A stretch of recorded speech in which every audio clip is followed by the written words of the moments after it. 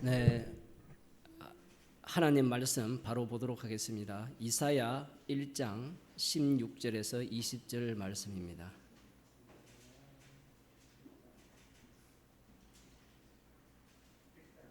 이사야 1장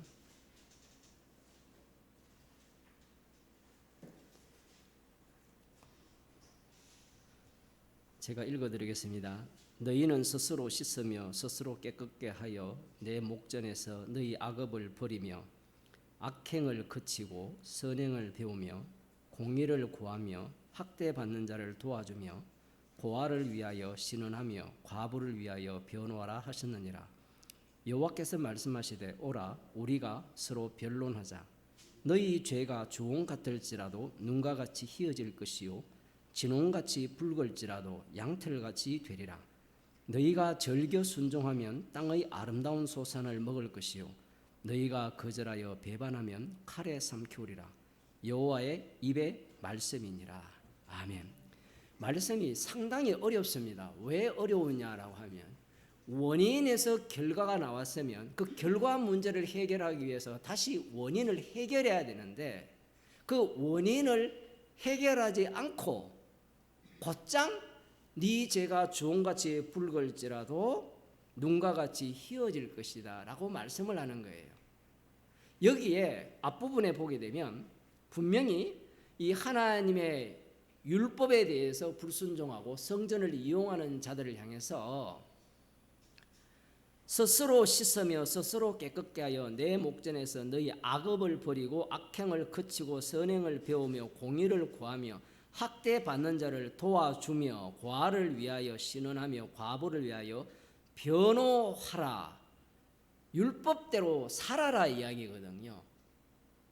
이걸 조금 달리 표현하면 이웃을 사랑하라 이 얘기입니다. 성전에서 제사 드리는 것은 그들의 입장에서는 하나님 사랑이거든요. 하나님 사랑을 하는데 이웃 사랑은 하지 않았잖아요. 지금 여기에서는 이웃을 사랑하라. 외형적 형식과 함께 내용도 갖추어라. 그렇게 지적을 하고 있는 거예요. 그런데 이사야 6장에 가게 되면 하나님께서 이사야를 부르셔서 이스라엘 백성 가운데 보내잖아요. 성경이 어려운 게 차라리 6장이 1장에 와서 이스라엘의 소명부터 시작을 하면 이런 부분들이 이해가 쉬운데 이 순서를 뒤죽박죽으로 했잖아요.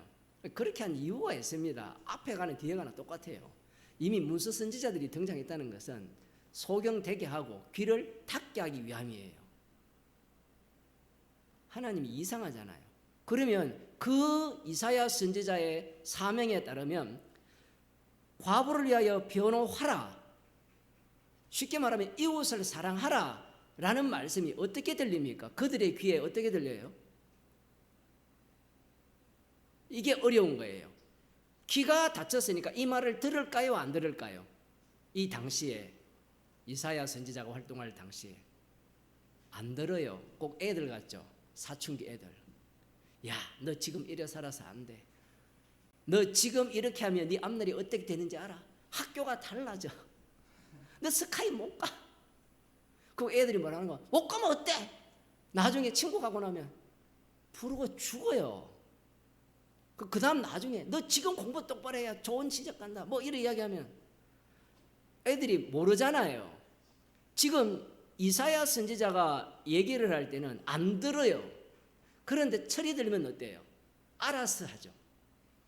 한번 경험을 했으니까.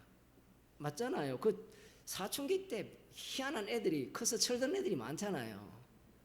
그 제 동기들 중에 옛날에 초등학교 동기들 중에 착한 애가 있었고 진짜 성질 더러운 깡패이다는 애가 있었는데 해병대를 둘 다 갔다 오니까 착한 애는 갔다 오니까 완전히 이상한 놈이 돼가 나오고 깡패짓 하는 놈은 철이 들어가지고 부모님께 효도하는 인간들이 철이 든다고 생각하거든요. 지금 이사야 선지자가 이렇게 외칠 때는 안 듣죠. 왜? 귀를 막고 눈을 가리우게 하기 위한 조치기 때문에 그래요. 그 뒷부분에 보면 19절 너희가 절겨 순종하면 땅의 아름다운 소산을 먹을 것이요. 분명히 땅의 아름다운 소산을 먹으면 절겨 순종할 거라 하잖아요. 절겨 순종하겠어요? 안 하겠어요? 여러분이 부자 된다면 11조 하겠습니까? 안 하겠습니까? 하죠. 지금 당연히 하죠. 왜? 누구의 후예입니까? 당군의 후예가 아니라 바리새인과 서기관의 후손이기 때문에 그래요. 바리새인과 서기관은 무엇을 밑에 깔고 있습니까? 1층에 이사야 선지자 시대에 이스라엘을 깔고 있어요. 그러면 그들은 이 말씀을 어떻게 하겠습니까? 순종 안 하죠. 순종하면 아름다운 소산을 먹는다면 우리 같으면 지금 낼름 순종하겠습니다라고 하잖아요. 지금 많은 교회가 순종이 제사보다 낫다 해가지고 말씀을 끌고 와서 사람들을 부지런히 순종케 하잖아요. 행위를 그 속에 막 집어넣잖아요. 집어넣을 때 복을 받을까요? 안 받을까요? 야, 이거 진짜 어렵다. 이미 마태복음 4장에 나왔어요. 네가 내한테 절하면 세상 권세와 영광을 준다고 했어요. 사람들이 이걸 몰라요. 그러면 성도는 세상 권세와 영광이 없습니까? 있어요. 있는데 그 모든 것이 뭐예요? 지나가는 것과 같이 여김을 하죠. 다 불탈 거잖아요. 그러니까 부자가 되어도 뭐예요? 이건 아무것도 아니오가 되는 거예요. 근데 겉으로 보면 똑같잖아요. 겉으로 보면 마귀가 기도를 들어줍니다. 주님이 마귀를 통하여서 성도에게 기도 들어주는 이유는 딱 한 가지예요. 십자가만 남기기 위해서 돈을 주시고, 아까 장로님이 IMF 때 어려워서 지금 어떻게 됐다라고 얘기하는데 십자가만 자랑케 하기 위해서 주님이 조치하신 거예요. 나중에 예를 들어 뭐 돈을 많이 벌었다 그래도 마찬가지예요. 복음을 알면 가난해야 된다 이건 없어요. 복음을 알기 때문에 나는 부자가 되면 안 돼. 그건 지가 게을러서 그런 거. 근데 이것은 주의 이름을 위해서 우리에게 펼쳐내는 상황이에요. 가족 관계도 마찬가지고 자식 관계도 마찬가지고. 문제는 이사야 시대 때 그 문서 선지자가 등장할 때 이사야가 이렇게 너희가 좋은 것을 먹으려면 아름다운 소산을 먹으려면 하나님께 순종하라 이렇게 얘기를 할 때 이미 그 시대 당시는 좋은 소산을 못 먹고 있는 형편이라는 거거든요. 그런데 재미있는 게 이거예요. 성경이 어려운 게 뭔가 하면 다 좋은 걸 못 먹으면 괜찮은데 지금 우리나라 대한민국 같은 경우에 아무리 어려워도 위에 있는 사람들은요 돈을 더 벌고 있어요. 그것은 나라가 망해도 똑같아요. 일제시대 때 돈을 떼돈 번 사람들이 지금 또 떵떵거리며 살잖아요. 이런 얘기를 하는 이유가 뭔가 하면 똑같아요. 이사야 시대 때도 그들이 불순종했음에도 불구하고 가난한 자들이 엄청 많습니다. 가난한 자들이 많다는 것은 그중에 몇 프로는 엄청나게 잘 먹고 잘 산다는 거예요. 그러면 이사야 말을 들을까요? 안 들을까요? 안 듣죠. 하나님의 말씀은 전체적으로 뭐라고 했습니까? 전체적으로 땅의 아름다운 소산을 먹을 거라 했거든요. 그 중에 만일에 하나라도 가난한 자가 생기면 그 가난한 자에 의해서 누가 책임을 져야 돼요? 옆에 있는 사람들이 책임을 져라는 거예요. 그러면 가난한 자가 있습니까? 없습니까? 있다가 없어지죠. 고아가 있다가도 없어지고 과부가 있다가도 없어지는 세계가 이스라엘입니다. 말씀이 돌아가는 언약의 세계예요. 그런데 지금 이스라엘 백성들은 전체를 볼 안목이 있습니까? 없습니까? 없어요. 나만 보는 겁니다. 개인주의가 된 거예요. 쉽게 말하면. 이스라엘은 하나거든요. 오늘날의 교회도 마찬가지잖아요. 오늘날의 교회가 전체 하나로 봐야 되는데 그리스도의 몸의 지체로 봐야 되는데 나만 구원받으면 된다는 거예요. 그러니까 복음 안 전하는 겁니다. 복음을 전하게 되면 부딪히잖아요. 부딪혀야 십자가 사건이 일어나는 현장이 되죠. 예수님의 말씀이 선포되는 곳곳마다 부딪혔잖아요. 예수님이 전쟁하러 오셨잖아요. 십자가로 승리를 하셨잖아요. 성도는 하나님의 좋은 군사로 부름을 받은 자죠. 디모데만 군사로 부름받은 게 아니라 여러분이 연세가 있다고 해서 군사 아닌 게 아니에요. 모든 성도가 군사입니다. 이런 얘기하는 게 또 기존교회 다니다가 목사들이 하도 그 얘기를 하니까 여기에 또 거부감이 생기는데 그들이 말하는 군사와 제가 지금 성경에서 말하는 군사가 달라요. 성도는 십자가만을 자랑하는 그 십자가 사건이 일어나기를 그 고린도전서 9장 27절입니까? 내가 복음을 위하여 모든 것을 행함은 뭐 하기 위함이라 했습니까? 설교 시간에 제가 민수기 할 때 복음에 참여하고자 함이에요. 복음을 위해서 모든 것을 행했으니까 뭘 주시겠습니까? 이건 성령 못 받은 자들의 태도고, 복음을 위해서 모든 걸 했으니까 주님의 죽으심에 기꺼이 감사함으로 참여하는 거예요. 그게 복음에 참여하는 성도의 모습입니다. 이사야 시대 때 이들은 안목이 그런 거예요. 가난한 부자가 하나도 없는 게 아니에요. 어떻게 모두가 다 똑같이 가난하냐? 어느 나라도 아프리카 같은 경우에도 뭐 최소한 1%에서 3% 정도는 우리나라 웬만한 사람보다 더 잘 살잖아요. 그건 뭐 이들 또 말씀을 들을 때 전체적으로 말씀을 들어야 되거든요. 그래서 제가 레위기 설교를 할 때, 출애굽기 율법 설교를 할 때 자기 개인적으로 받아들이면 자기와 상관없는 말씀이 대부분이에요. 맞잖아요. 간음하지 말라. 그게 전체 다가 간음합니까, 이스라엘이? 도둑질하지 말라. 다 도둑질합니까? 아니에요. 각자 개인이 하잖아요. 개인이 하기 때문에 사람들은 그걸 개별로 받게 되면 어떻게 돼요? 나는 안 했는데요. 그런데 갈라디아서에 보면 온갖 율법을 항상 행하지 않으면, 이 말씀을 하는 이유는 이 율법 전체에서 이스라엘을 하나잖아요. 그 중에 한 손가락이 예를 들어 도적질했다. 너희들 다 도적질했다. 이런 얘기예요. 아간이 여호와의 전쟁에서 뭔가를 훔치잖아요. 금을 훔치고 옷가지를 훔쳤잖아요. 왜 그 한 사람이 범죄했는데 이스라엘 자체를 진멸합니까? 범죄한 사람만 속 빼서 죽이면 되잖아요. 그게 우리가 원하는 바거든요. 그게 인간들이 생각하는 사고방식입니다. 지금 이사야 선지자가 외칠 때 갈라지겠죠. 두 부류로. 그런 걸 성경에서는 일절 고려하지 않아요. 이 이야기를 함으로 말미암아 이들의 생각은 일단 기가 막혔기 때문에 안 들어요. 1번 안 들어요. 안 듣는데 남은 자 바리새인과 그 서기관들은 이 말씀에 순종을 합니다. 정말 이런 게 신기한 거예요, 성경을. 그래서 신약 성경을 볼 때 그 당시와 그 당시에 대해서 비판적으로 보는 바리새인과 서기관의 시각을 동시에 담아야 십자가가 나와요. 많은 사람들이 바리새인과 서기관은 그냥 외식만 한다 이렇게 들어가기 때문에, 외식만 하면 구약 똑같잖아요. 이사야에서 외치는 그들과 똑같거든요. 제사만 지내고 자기들이 이웃을 사랑하지 않는, 율법대로 순종하지 않는 그 모습 외에는 없는 거잖아요. 그럼 똑같잖아요. 안 똑같아요. 그래 똑같으면 종말이 안 돼요. 종말은 마지막 때거든요. 예수님이 오시는 때가 마지막 때인데, 그 마지막 때의 죄악은 인간이 뽐낼 수 있는 최악의 죄악, 그것은 바로 율법의 의로는 흠이 없는 모습.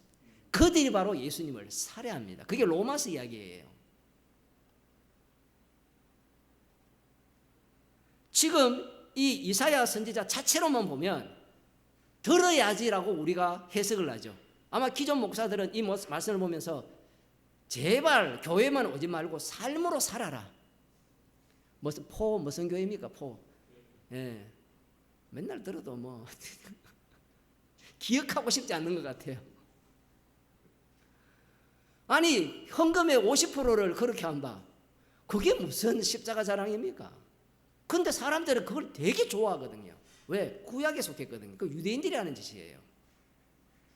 만일에 그들이 그렇게 하면서 십자가 외에는 자랑 것이 없습니다 라고 하면 뭐라 하겠어요? 다른 사람들이 처음에는 칭찬했다가 뒤에서 뭐라 하겠어요?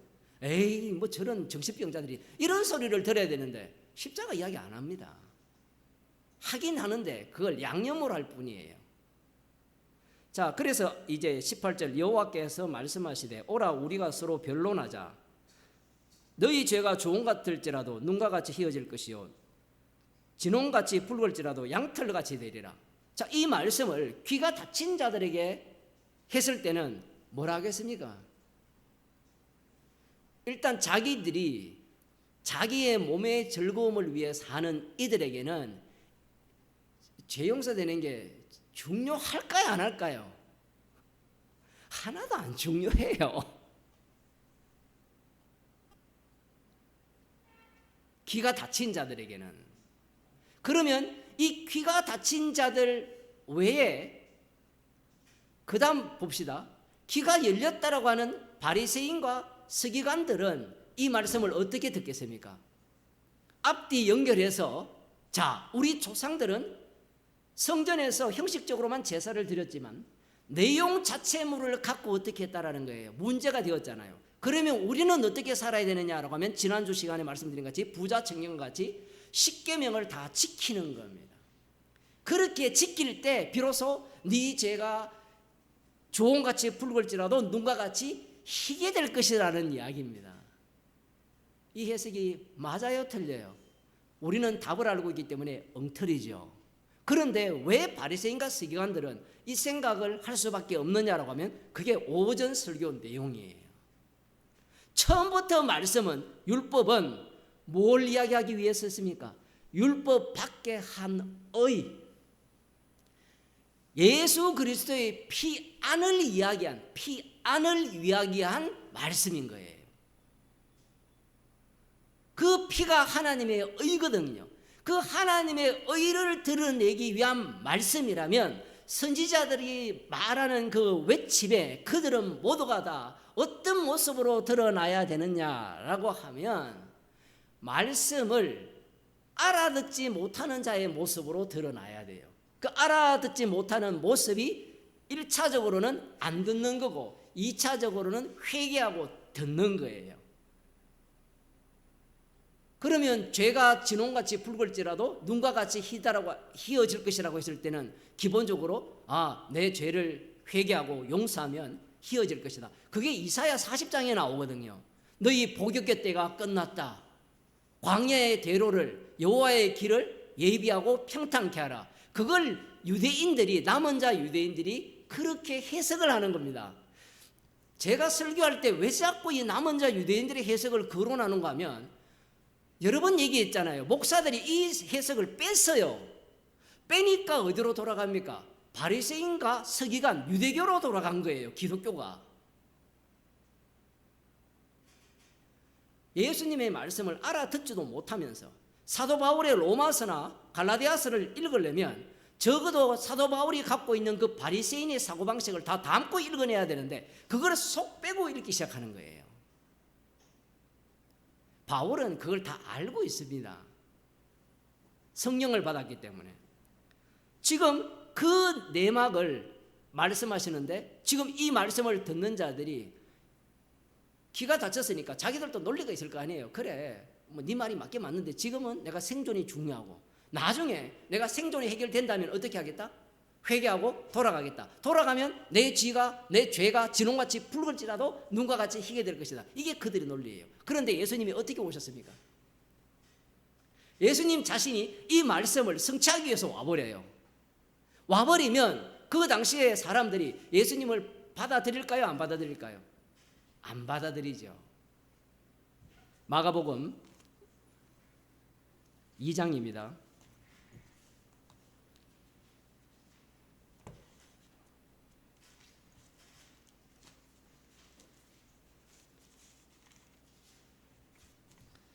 마가복음 2장 1절에서 12절 다 볼 수 있을지 모르겠지만 예수님께서 이 중풍병자를 고쳐주시는 사건인데요.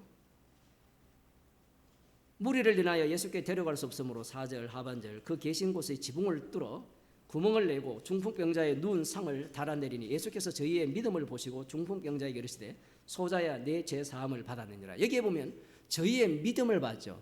누구의 믿음을 봤습니까? 네 사람의 믿음을 받고 그 네 사람의 믿음 속에 누가 합류했죠? 중풍병자가 들어가 있잖아요. 그러면 그들의 믿음의 실체가 뭐냐 이 얘기예요. 믿음의 실체 로마서에서 다 이야기했죠. 예수 그리스도의 믿음이에요. 이걸 빼버리면 어떤 문제가 생기는가 하면 예수님이 병을 고칠 줄로 믿습니다라는 믿음이에요. 그런 믿음은요, 김태리 걔가 다 갖고 있다니까요. 오정세가 다 갖고 있어요. 이게 무슨 소리냐고요? 악기에 나오잖아요, 악기. 드라마, 성경만 보시는 분들은 드라마 지금 볼 시간 없는데 그 인간의 세계가 그런 거예요. 자기의 그 믿음. 지금 이 그들의 믿음을 봤다라고 했을 때는 이 믿음은 어느 믿음과 연결되어 있는가 하면 아브라함의 믿음과 연결되어 있어요. 다윗의 믿음과 연결되어 있고, 이 믿음의 종류가 다르면, 질이 다르면 가짜 믿음이에요. 그런데 교회에서는 이걸 가짜 믿음을 가르쳐 온 거예요. 믿으시면 고친다. 여러분 좀 이런 마음이 있어야 돼요. 혹시 내가 병이 걸렸으면 병 걸려서 천국 가는 게 낫습니까? 아니면 온전한 몸으로 지옥 가는 게 낫습니까? 예수님이 질문했잖아요. 한 팔 자르고 천국 갈래? 팔 붙여서 지옥 갈래? 아니 간단한 질문이잖아요. 그러면 뭐라고 대답하는가 하면 워낙 똑똑하니까 나는 팔 있으면서 천국 갈래요. 근데 주님은 그렇게 일을 안 합니다. 인간의 탐심이죠. 자, 그 다음 봅시다. 예수께서 저희의 믿음을 보시고 중풍병자에게 이르시되 소자야 네 죄사함을 받았느니라. 갑자기 죄사함 이야기 나와버립니다. 죄사함은 누구 마음대로 주는 거예요? 오늘 로마서에 하면 은혜를, 하나님의 은혜로 값없이 예수 그리스도를 믿음으로, 그 예수 그리스도를 믿음으로는 원천은 어디예요? 예수 그리스도의 믿음이 원천이죠. 예수 그리스도의 피입니다. 피. 죄사함을 받았느니라 했을 때는 예수님은 벌써 십자가에 달려 죽으시고 부활하셔서 주가 되셔서 심판주로서 죄 용서하는 능력을 행사하는 거예요. 죄가 지롱같이 붉을지라도 눈과 같이 희리라 했을 때 저희 믿음을 보시오라고 하면 이 믿음을 뭘로 봐야 돼요? 기가 다친 자들 입장에서는 믿음 갖고 왔잖아요 이렇게 이야기하잖아요. 그런데 예수님은 그 믿음 아니야라는 이야기예요. 이것은 제자들에게도 똑같아요. 지금 수요일 날 마태복음 하고 있잖아요. 그 제자들의 믿음이 어떻게 된다 했습니까? 제자들의 믿음이 어떤 일을 발생시켰습니까? 제대로 된 믿음이죠. 지식을, 제대로 된 지식이 약속을 따라 믿는 그 믿음이 예수님을 살해하는데, 그 살해당한 예수님이 그 신앙 고백 속으로 끌고 가버려요. 이게 성도의 현 상태예요. 얼마나 신납니까?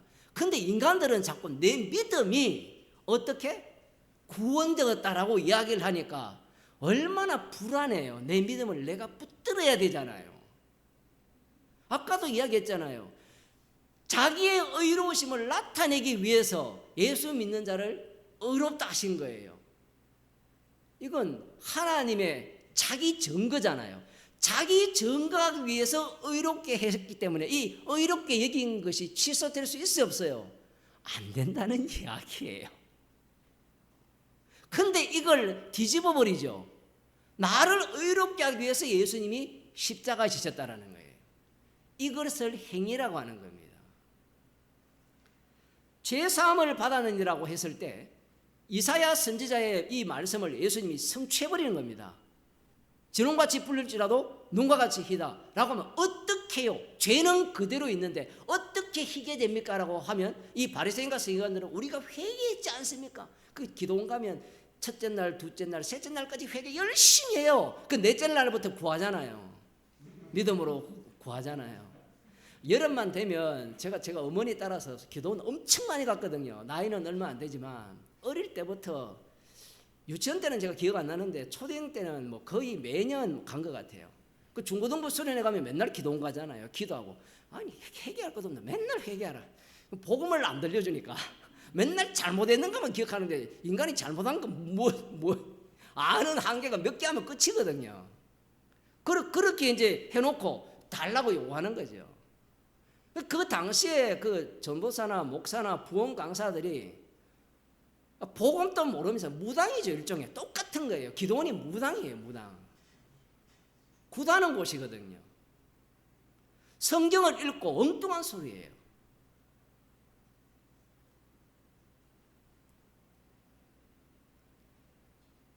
자, 이렇게 얘기를 하니까 어떤 서기관들이 거기 앉아서 마음에 의논하기를 이 사람이 어찌 이렇게 말하는가 참남하도다. 지금 이들의 시비는 뭔가 하면 쥐가 누군데 이 얘기거든요. 근데 이 사람들 지금 다 엉터리예요. 하나님만이 죄를 사할 수 있다고 생각해요. 자, 요 이야기하고 마칠게요. 뒤에 다 하면 너무 시간이 걸리니까. 그래야 잠이 깨죠. 그죠? 누구기에라고 하면 이들의 논리는 뭐예요? 하나님만이 죄를 사할 수 있다는 거예요. 이게 맞아요, 틀려요? 맞죠? 이사야에서 얘기했잖아요. 네 죄가 진홍같이 붉을지라도 눈과 같이 희게 될 거라. 하나님이 죄를 사할 수 있다. 이게 맞아요? 이게 복음입니까? 아니죠. 뭐가 없어요? 여기에는 피가 없어요. 여러분 충격 아닙니까? 목사들이 이 본문을 보면서 예수님이 하나님이기 때문에 죄를 사한다는 거예요. 삼일체 교리를 배웠거든요. 예수님은 성자 하나님이기 때문에 죄 용서할 능력이 있다. 뭘 빼버립니까? 십자가 피를 싹 빼버려요. 정말 목사들이 몰라서 그런 거예요. 알아도 그렇게 얘기 안 해줘요. 왜? 교인들이 그렇게 얘기해버리면 기도할 맛이 안 나죠. 내 기도를 안 듣는다니까. 예수 이름으로 기도하란다는 것은 내 이름으로 기도하는 건 안 듣는다는 거예요. 그러면 권사님이 기도, 제가 화 안 내실 거죠? 그 기도하셨잖아요. 아마 제가 이야기했잖아요. 내 딸이 그러더라도 기도할 거라고 얘기했잖아요. 아, 나는 기도 안 하는데요. 그 속으로 자기가 바라는 게 다 있다니까요. 주님이 우리 마음을 다 알고 있다고요. 그래 기도해서 응답해 주죠. 응답해 준 것 같죠. 여기에서 두 갈래로 갈라집니다. 마귀의 응답이 되면 십자가로 안 가고요. 주님의 응답이 되면 십자가로 가요. 자기의 탐심과 악함이 다 드러나면서 아, 십자가를 정각해 해서 이렇게 기도하게 하셨구나. 그래서 손자를 보게 하셨구나. 손자를 봐서 기쁜 게 아니라 손자를 통해 죄의 깊이를 알아가게 하셨구나. 그게 기도 응답이 되거든요. 내 기도가 바뀌는 거예요. 하나님 한 분 외에는 죄 용서할 분이 없는데 이 사람이 누구기에? 여기에서 두 가지를 다 뽑아내야 되죠. 예수님을 하나님이라고 믿어도 지옥 갑니다. 제가 분명히 이야기할게요. 뭐 나더러 이단이라 해도 괜찮아요. 하나님이 죄를 용서한다라고 했을 때는 구약에 보면 언약을 따라 죄를 용서해요. 피 흘림이 없으면 죄 사함이 없습니다. 그러면 그러한 내용을 담은 말씀이 되신 예수님이 오시게 되면 자신의 피를 흘려서 직접 죄를 용서해요. 이 복음을 이사야를 통해서 들려주는 겁니다. 그러면 이사야를 통해서 우리의 죄악의 청들이 계속해서 발각당하죠. 그래서 부지런히 말씀을 읽으셔야 돼요. 지금 이 말씀을 듣고 다시 집에 가서 읽어보세요. 어떤 결론이 나는지 기도하시겠습니다. 하나님 아버지, 십자가에서 다 이루셨음을 증거하게 하기 위해서 이사야 선지자를 통하여 미리 복음을 들려주심을 감사드립니다.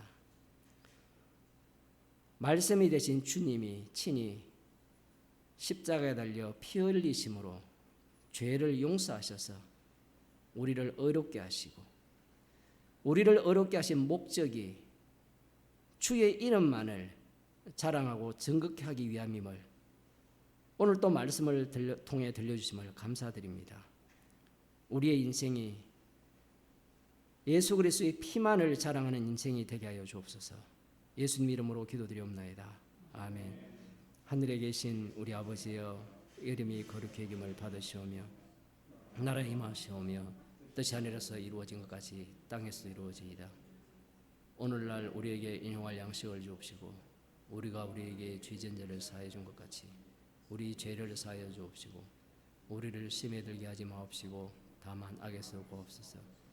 대개 나라와 근세와 영광이 아버지께 영원히 쌓옵나이다.